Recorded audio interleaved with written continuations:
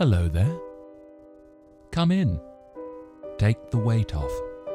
Welcome to Homemade Audiobooks, the coziest corner of YouTube, a nest where you can settle down, turn the lights low, shut your peepers, and listen in to my homemade narrations of some of my favourite ever tales. These will be slightly over-the-top readings, with silly voices, accents aplenty, and a whole myriad of sound effects, all intended to give you the most immersive experience possible. What's better than reading? Well, listening to someone read to you. If you're enjoying my creations, then head over to Patreon to support my efforts. It would mean ever so much. For now, though, let's head off to 1960s New York and the Gothic splendour of the Branford Building. It's time for Ira Levin's legendary horror yarn, Rosemary's Baby.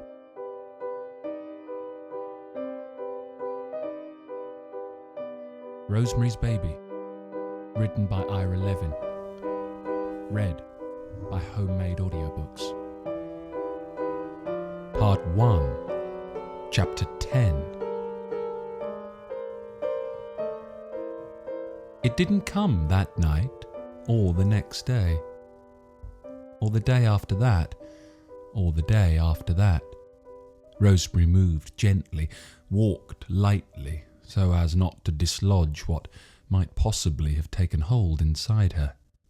Talk with Guy? No, that could wait. Everything could wait. She cleaned, shopped, and cooked, breathing carefully.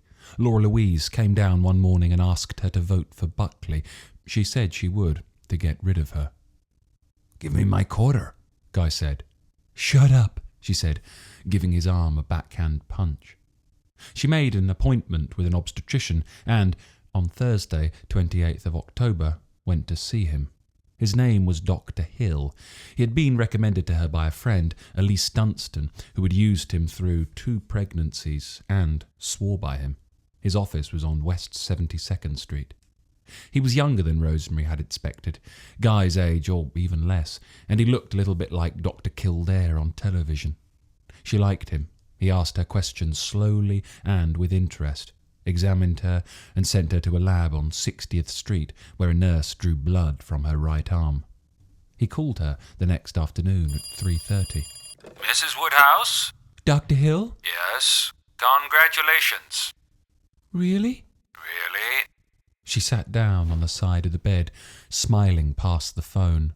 Really, really, really, really, really. Are you there? "What happens now?" she asked. Very little. You come in and see me again next month, and you get those Narlin pills and start taking them, 1 a day, and you fill out some forms that I'm going to mail you for the hospital. It's best to get the reservation in as soon as possible.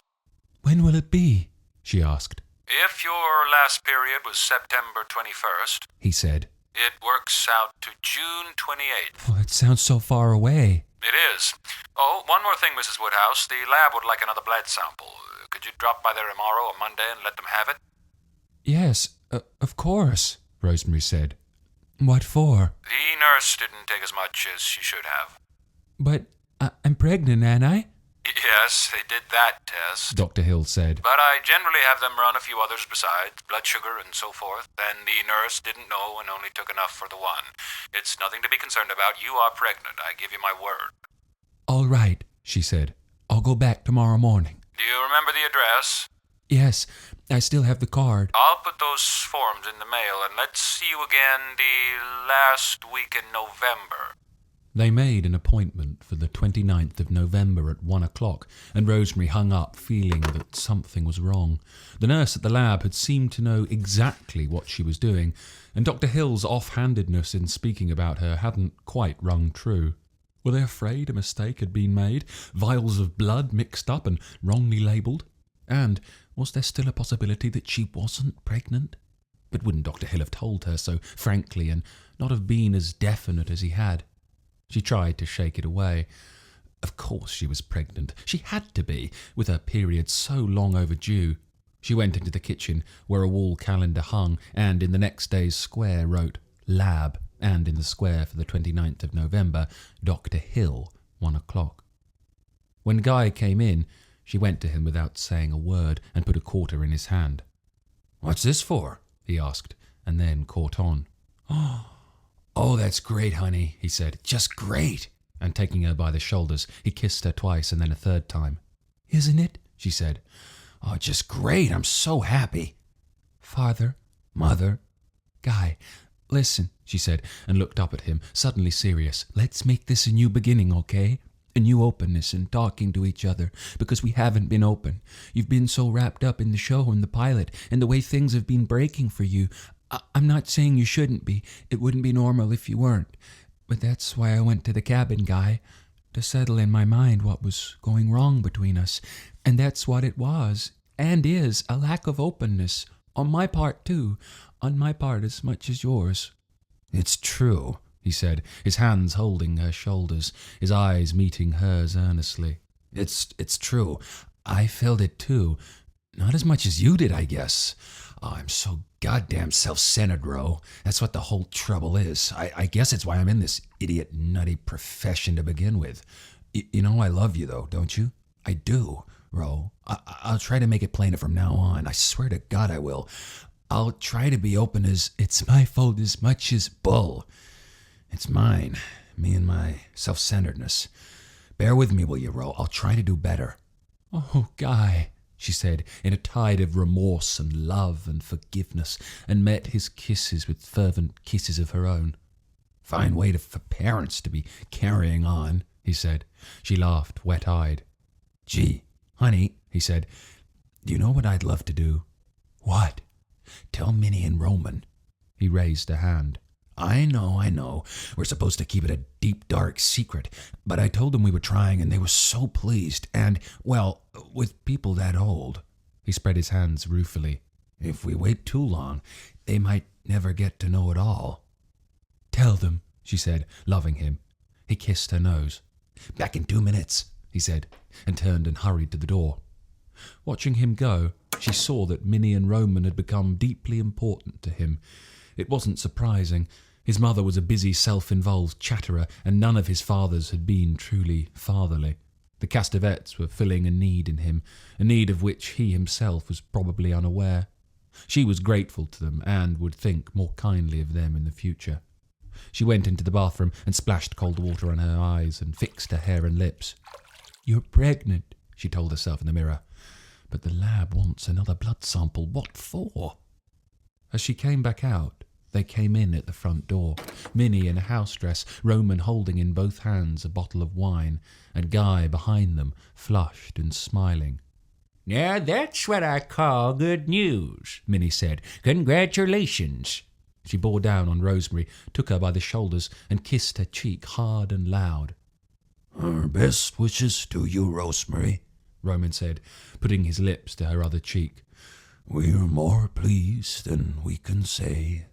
We have no champagne on hand, but this 1961 San Julian, I think, will do just as nicely for a toast. Rosemary thanked them.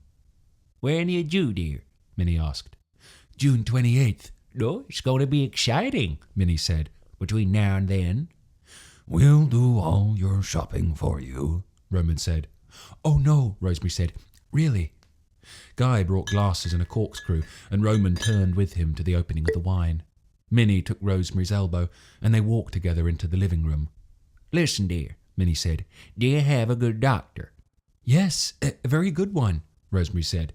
One of the top obstetricians in New York, Minnie said, is a dear friend of ours, Abe Saperstein, a Jewish man. He delivers all the society babies, and he would deliver yours too if we asked him. And he'd do it cheap, so you'd be saving Guy some of his hard-earned money. Abe Saperstein? Roman asked from across the room. He's one of the finest obstetricians in the country, Rosemary. You've heard of him, haven't you? I think so, Rosemary said, recalling the name from an article in a newspaper or magazine. I have, Guy said. Wasn't he on Open End a couple of years ago? That's right, Roman said. He's one of the finest obstetricians in the country. Ro? Guy said. But what about Dr. Hill? She asked. Don't worry, I'll tell him something, Guy said. You know me. Rosemary thought about Dr. Hill. So young, so Kildare, with his lab that wanted more blood because the nurse had goofed, or the technician had goofed, or someone had goofed, causing her needless bother and concern. Minnie said, I'm not going to let you go to no Dr. Hill that nobody heard of. The best is what you're going to have, young lady, and the best is Abe Saperstein. Gratefully, Rosemary smiled her decision at them. If you're sure he can take me, he said. He might be busy. He'll take you, Minnie said. I'm going to call him right now. Where's the phone? In the bedroom, Guy said. Minnie went into the bedroom. Roman poured glasses of wine. He's a brilliant man, he said, with all the sensitivity of his much tormented race. He gave glasses to Rosemary and Guy. Let's wait for Minnie, he said. They stood motionless, each holding a full wine glass, Roman holding 2. Guy said, Sit down, honey. But Rosemary shook her head and stayed standing. Minnie in the bedroom said, Abe? Minnie. Fine. Listen, a dear friend of ours just found out today that she's pregnant. Yes, isn't it? I'm in her apartment now. We told her you'd be glad to take care of her, and that you wouldn't charge none of your fancy society prices neither. She was silent, then said, Wait a minute, and raised her voice. Rosemary, can you go see him tomorrow morning at 11? Yes, that would be fine, Rosemary called back. Roman said, You see? 11's fine, Abe, Minnie said. Yes, you too. No, not at all. Let's hope so. Goodbye. She came back. There you are, she said. Now I'll write down his address for you before we go. He's on 79th Street and Park Avenue. Thanks a million, Minnie, Guy said, and Rosemary said, Oh, I don't know how to thank you, both of you. Minnie took the glass of wine Roman held out to her. It's easy, she said. Just do everything Abe tells you and have a fine, healthy baby. That's all the thanks we'll ever ask for. Roman raised his glass. To a fine, healthy baby, he said. Here, here, Guy said, and they all drank. Guy, Minnie, Rosemary, Roman. Guy said. Delicious. Isn't it? Roman said. And not at all expensive. Oh, my, Minnie said. Well, I can't wait to tell the news to Laura Louise. Rosemary said. Oh, please. No, don't tell anybody else. Not yet. It's so early. She's right, Roman said. There'll be plenty of time later on for spreading the good tidings. Would anyone like some cheese and crackers? Rosemary asked. Sit down, honey, Guy said. I'll get it. That night, Rosemary was too fired with joy and wonder to fall asleep quickly. Within her, under the hands that lay alertly on her stomach, a tiny egg had been fertilized by a tiny seed. Oh, miracle! It would grow to be Andrew or Susan. Andrew she was definite about. Susan was open to discussion with Guy. What was Andrew or Susan now? A pinpoint speck? No, surely it was more than that. After all, wasn't she in her 2nd month already? Indeed she was. It had probably reached the early tadpole stage. She would have to find a chart or book that told month by month exactly what was happening. Dr. Saperstein would know of one. A fire engine screamed by. Guy shifted and mumbled, and behind the wall Minnie and Roman's bed creaked. There were so many dangers to worry about in the months ahead. Fires, falling objects, cars out of control, dangers that had never been dangers before but were dangers now that Andrew or Susan had begun and was living. Yes, living. She would give up her occasional cigarette, of course, and check with Dr. Saperstein about cocktails. If only prayer was still possible, how nice it would be to hold a crucifix again and have God's ear, ask him for safe passage through the 8 more months ahead. No German measles, please. No great new drugs with thalidomide side effects. 8 good months, please, free of accident and illness, full of iron and milk and sunshine. Suddenly, she remembered the good luck charm, the ball of tannis root, and, foolish or not, wanted it. No, needed it around her neck.